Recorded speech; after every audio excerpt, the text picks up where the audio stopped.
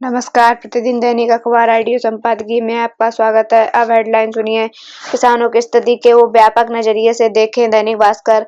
असद के पतन का अंतर्राष्ट्रीय असर। दैनिक जागरण। विद्रोह बनाम स्थिरता जनसत्ता। बौद्धिक संपदा में भारत की छलांग। प्रमोद भार्गव। सहयोगी से होगी संरक्षा। राष्ट्रीय सहारा। पड़ोस की चिंता। हिंदुस्तान। सीरिया के सामने सुलगते सवाल। अश्विनी महापात्र। अब संपादकीय विस्तार से। किसानों की स्थिति को व्यापक नजरिए से देखे। दैनिक भास्कर। किसान एक बार फिर दिल्ली बॉर्डर पर जमावाड़े के मूड में है। उनकी नाराजगी को व्यापक नजरिए से देखना होगा। समाधान भी केवल एमएसपी बढ़ाने से नहीं होगा। एनसीआरबी की रिपोर्ट के अनुसार वर्ष 2022 में 11,290 किसानों ने आत्महत्या की। देश में पिछले 3 दशकों से औसतन रोजाना 4,000 किसान मजबूरी में खेती छोड़कर मजदूरी करने लगते हैं। जोत पीढ़ी दर पीढ़ी इतनी घट गई है कि देश के 88% किसान तो हेक्टेयर में से कम वाले हैं। प्रधानमंत्री के प्रधान सचिव ने केवल एमएसपी बढ़ाने की स्थिति नहीं बदलेगी। कृषि में उत्पादकता बढ़ाने के लिए मशीन, फसल विविधीकरण और चक्र में बदलाव, खाद का सही इस्तेमाल और कम पानी वाली या नकदी फसलों का उत्पादन करना होगा। दरअसल किसानों को भी समझना होगा कि सरकार अब तब तक अवैधानिक खेती में बढ़ता काटा केवल एमएसपी को पूरा करती रहेगी। एक उदाहरण देखें जहां भारत में पिछले 7 दशकों से जोत प्रति किसान परिवार रकबा कम होती जा रही है, वहीं अमेरिका और कनाडा में इसी काल में क्रमशः 157 और 187 से बढ़कर 178 और 331 हेक्टेयर हो गई है, जबकि डेनमार्क, फ्रांस और नीदरलैंड में 3 गुना, मतलब वहां खेती लाभकारी पेशा है।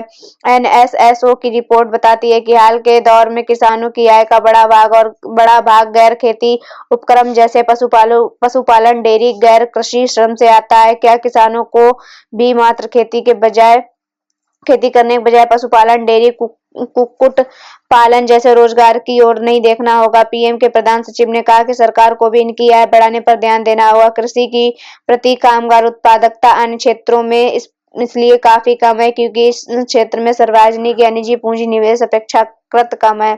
असद के पतन का अंतर्राष्ट्रीय असर। दैनिक जागरण। दिव्य कुमार सोती, लेखक, काउंसिल ऑफ स्ट्रेटेजिक अफेयर्स के संबंध सामरिक विश्लेषक हैं। सीरिया में नाटकीय घटनाक्रम के तहत बशर अल असद सरकार का पतन हो गया। वहां वर्षों से असद की शिया प्रभुत्व वाली सरकार और विभिन्न सुन्नी चरमपंथी गुटों के बीच संघर्ष जारी था, परंतु 2019 में इस्लामिक स्टेट के पतन और उसके स्वघोषित खलीफा अबू बकर अल बगदादी के मारे जाने के बाद वह सुर्खियों से बाहर था। इसी तरह डोनाल्ड ट्रंप के चलते रूस और अपने सैन्य संस्थानों को यूक्रेन मोर्चे पर केंद्रित रखना चाहता है ताकि वहां अधिक से अधिक भूमि पर कब्जा कर सके और संघर्ष विराम की स्थिति में उसके कब्जे वाला भूभाग उसके पास ही रहे। ईरान और रूस के इस रवैये से सबसे बड़ा लाभ इजराइल और तुर्की को हुआ है। तुर्की और पाकिस्तान के गहरे रिश्ते के चलते भी भारत को सीरिया के घटनाक्रम में सतर्क रहना होगा। यह ठीक नहीं है कि एक के बाद एक देश सुन्नी चरमपंथी गुटों के हाथ में पड़ते जा रहे हैं और तुर्की एक कतर जैसे देशों का प्रभाव बढ़ता जा रहा है जो पाकिस्तान की तरह ही आतंकवाद को विदेश नीति के औजार के रूप में इस्तेमाल कर रहे हैं। विद्रोह बनाम स्थिरता जनसत्ता। पिछले कुछ वर्षों में तानाशाह शासकों के खिलाफ विद्रोह और तख्तापलट की कई घटनाएं हो चुकी हैं। श्रीलंका और बांग्लादेश में कुशासन के विरुद्ध जन आक्रोश फूटा और सत्ता परिवर्तन हो गया। सीरिया इसका ताजा उदाहरण है, जहां विद्रोही गुटों ने बशर अल असद का तख्तापलट कर दिया। पिछले 11 दिनों में संघर्ष के बाद विद्रोही गुटों ने सीरिया की राजधानी दमिश्क पर कब्जा कर लिया।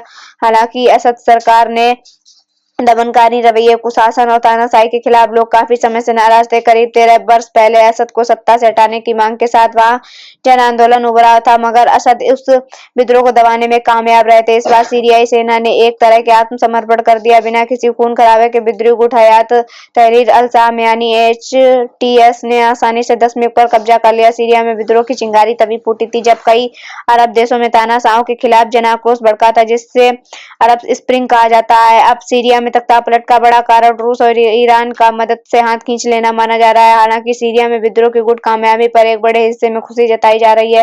भारत ने भी वहां शांतिपूर्ण और समावेशी प्रक्रिया के तहत सत्ता हस्तांतरण की उम्मीद जताई है। पर यह सवाल अपनी जगह है कि क्या वास्तव में सीरिया में लोकतांत्रिक प्रक्रिया शुरू हो जाएगी। इसके पहले तानाशाही में से मुक्त हुए लीबिया, अफगानिस्तान आदि देशों का उदाहरण सामने है। वहां तक पलट के बाद भी स्थितियां बेहतर होने की बजाय बदतर ही होती देखी गई हैं। सीरिया में भी विद्रोही गुट के कमान कट्टरपंथियों के हाथ में जो अलकायदा से जुड़े रहे हैं। इसके अलावा वहाँ कई देशों और अलगाववादियों के अपने स्वार्थ हैं। ईरान और रूस सीरिया के साथ इसलिए बने हुए थे कि सीरिया रणनीतिक रूप से मध्य पूर्व का एक महत्वपूर्ण देश है। ईरान को हमास और हिजबुल्लाह जैसे चरमपंथी संगठनों के लिए सामान जमा करने के लिए सीरिया सबसे उपयुक्त जगह है। रूस का स्वार्थ तेल और मध्य पूर्व में अमेरिका दबदबा रोकने को लेकर जुड़ा है। इसके अलावा कुर्दिस्तान की मांग को लेकर कुछ विद्रोहियों ने अपने समीकरण HTS में शामिल विद्रोही गुटों के भी अपने अपने स्वार्थ हैं। इस तरह सत्ता हस्तांतरण के बाद वहां लोकतांत्रिक सरकार बन सकेगी और आम लोगों के हितों को ध्यान में रखते हुए समावेशी नीतियां बन सकेंगी। कहना मुश्किल है कि दुनिया में कहीं भी लोग तानाशाही पसंद नहीं करते। सीरिया में असद और उनके पिता की तानाशाही और दमन के लोग परेशान थे। इस दृष्टि से लोगों में लोकशाही की उम्मीद स्वाभाविक, मगर HTS से जुड़े विद्रोही संगठनों का जैसा कट्टरपंथी रुझान रहा है, उसे देखते हुए अभी ये कहना जल्दबाजी होगा कि सीरिया में सत्ता का स्वरूप कैसे होगा। अगर वहां भी लीबिया और अफगानिस्तान जैसे हालात बन गए तो असद की तानाशाही से बुरी स्थिति होगी। आम नागरिकों की मुश्किलें बढ़ सकती है। तुर्की और ईरान जैसे देश उसे अपने मोहरे के तौर पर इस्तेमाल करते रहेंगे। तख्ता पलट का असल मकसद कहीं गुम हो जाएगा। इससे दूर देशों के साथ संबंधों पर भी प्रतिकूल प्रभाव पड़ने की आशंका बनी रहेगी। भारत के साथ इसके संबंध में भी इन प्रभावों से मुक्त नहीं माने जा सकते। बौद्धिक संपदा में भारत की छलांग, प्रमोद भार्गव। पिछले 5 वर्षों में प्रस्तुत किए जाने वाले पेटेंट और औद्योगिक डिजाइनिंग दाखिल करने में भारत छलांग मारकर दुनिया के शीर्ष 6 देशों में शामिल हो गया है। ज्ञान से हासिल बौद्धिक संपदा को अपने नाम कराने में भारत की यह बड़ी उपलब्धि है। बौद्धिक संपदा का अधिकार मानव मस्तिष्क द्वारा सृजन को प्रदर्शित करता है। विश्व बौद्धिक संपदा WIP की रिपोर्ट के अनुसार वर्ष 2023 में भारत की ओर से दाखिल किए गए पेटेंट की संख्या 64,480 थी। पेटेंट दाखिल करने की वृद्धि 2022 की तुलना में 15.7% थी। 2023 में दुनिया में 35 लाख से अधिक पेटेंट दाखिल किए गए। पाकिस्तान और बांग्लादेश के बहुतायत पैदा होने वाले बासमती चावल का पेटेंट अमेरिका अपनी राजसकेट ने हड़प लिया। यह चावल आहार नलिकाओं को स्वस्थ रखने में औषधीय गुण का काम करता है। हल्दी का उपयोग शरीर में लगी चोट को ठीक करने में परंपरागत ज्ञान के आधार पर किया जाता है। इसमें कैंसर के कीटाणुओं को शरीर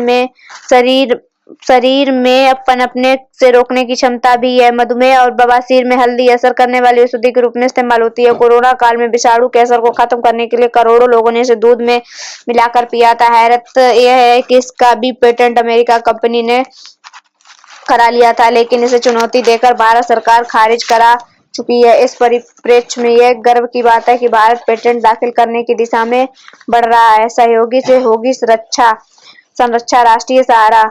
मानवाधिकार दिवस 2024 का विषय असमानताओं को कम करना और मानवाधिकारों को आगे बढ़ाना हमारे समाज में व्याप्त गहरी असमानता को दूर करने की आवश्यकता को स्पष्ट रूप से रेखांकित करता है। यह थीम यह संदेश देती है कि असमानता न केवल आर्थिक और सामाजिक स्तर पर मौजूद है, बल्कि लिंग, जाति, धर्म और क्षेत्रीय भेदभाव के रूप में भी मौजूद है, जो समाज में नफरत, हिंसा और विभाजन को जन्म देती हैं। इन असमानताओं को संबोधित करना आवश्यक है कि जब तक हम इन भेदभावपूर्ण संरचनाओं को खत्म नहीं करते, हम सभी के लिए समान अवसर, समान न्याय और समान विकास सुनिश्चित नहीं कर सकते। हमें यह सुनिश्चित करना होगा कि हम ऐसे समाज का निर्माण करें जहां हर महिला और बच्चा अपनी आजादी से रह सकें, जहां उन्हें किसी भी प्रकार के उत्पीड़न, भेदभाव या असमानता का सामना न करना पड़े। यह समाज तभी बन पाएगा जब हम मानव अधिकारों के प्रति अपनी जागरूकता बढ़ाएंगे और इस दिशा में प्रभावी कदम उठाएंगे। ऐसे माहौल का निर्माण हम जिसमें मानवाधिकारों को स्वीकार किया जाए और समाज के हर वर्ग को इसकी जानकारी हो। यह न केवल अधिकार है, बल्कि सभी की जिम्मेदारी के प्रति जागरूकता भी है। और हमारे देश में यह भी भव्यता और दिव्यता परिवार से शुरू होकर समाज के समुदाय से शुरू होकर दिखाई देती है, जहां विभिन्न जाति, धर्म, समुदाय को एक रूप में देखा जाता है। पड़ोस की चिंता। हिंदुस्तान। बांग्लादेश में शेख हसीना सरकार के तख्ता पलट के बाद पहली बार शीर्ष स्तर के किसी भारतीय अधिकारी ने ढाका की उड़ान भरी। निसंदेह इसके गहरे नीति यथार्थ हैं। वहां के घटनाक्रमों पर करीबी नजर रखते हुए दिल्ली अब तक खामोश थी, क्योंकि भारत दूसरे देशों की संप्रभुता का हमेशा से ध्यान करता रहा है। बांग्लादेश तो फिर भी मित्र देश है, उम्मीद थी वहां हालात जल्दी ही सामान्य हो जाएंगे, मगर पिछले कुछ समय से जिस तरह वहां कट्टरपंथ का दबदबा बढ़ता दिख रहा है और हिंदुओं व अल्पसंख्यकों समूह को निशाना बनाया जा रहा है और उनके उपासना स्थलों में तोड़फोड़ की जा रही है, ऐसे में बहुत जरूरी हो गया था कि ढाका को भारतीय चिंताओं से अवगत कराया जाए और वहां अल्पसंख्यकों के जान माल व उपासना स्थलों की सुरक्षा तय करने संबंधी कोशिशों का जायजा लिया जाए। देश सचिव विक्रम मिश्र का ढाका दौरा वहां भारत विदेशी दुष्प्रचार को थामने के लिहाज से काफी महत्वपूर्ण है। न सिर्फ बांग्लादेश के भीतर बल्कि कुछ बाहरी ताकतें भी वहां भारत के खिलाफ विश्व दमन में जुटी हैं।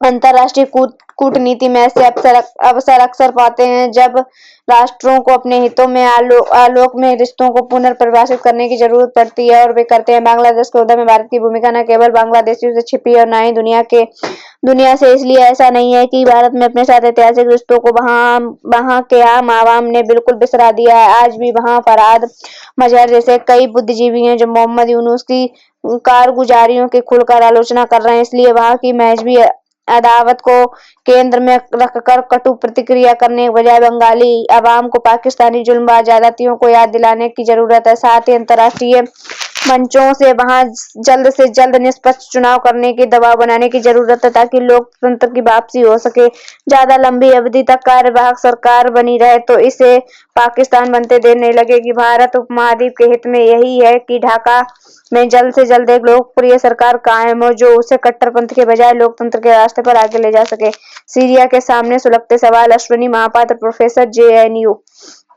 सीरिया में तख्तापलट के बाद लोगों ने उस अरब स्प्रिंग या क्रांति की याद आ रही जो दिसंबर 2010 में ट्यूनीशिया से शुरू हुई और धीरे धीरे पूरे अरब में फैल गई थी। अरब दुनिया में जितने बड़े तानाशाह थे सबके अंत की शुरुआत हुई पहले ट्यूनीशिया के तानाशाह गए, इसके बाद मिस्र में हुस्नी मुबारक को जाना पड़ा, लीबिया में कर्नल गद्दाफी और यमन के अली अब्दुल्ला सालेह भी इतिहास हो गए। सीरिया में तानाशाह बशर अल असद इसलिए बच गए क्योंकि रूस और ईरान उनके पक्ष में खड़े हो गए। पश्चिम एशिया में केवल देश ही आपस में नहीं लड़ रहे बल्कि देश के अंदर भी विभिन्न समूहों के बीच लड़ाई जारी है। जमीनी स्थिति बहुत जटिल है। फिलहाल भारत का हित इसी में है कि सीरिया में ज्यादा समय तक हिंसा अस्थिरता न चले। पाकिस्तान और बांग्लादेश भी सुन्नी बहुत है, मगर अगर सीरिया में कट्टर सरकार बनी तो दक्षिण एशिया में भी उड़ता या हिंसा में इजाफा होगा। सुन्नी आतंकवाद ज्यादा बड़ी चुनौती है।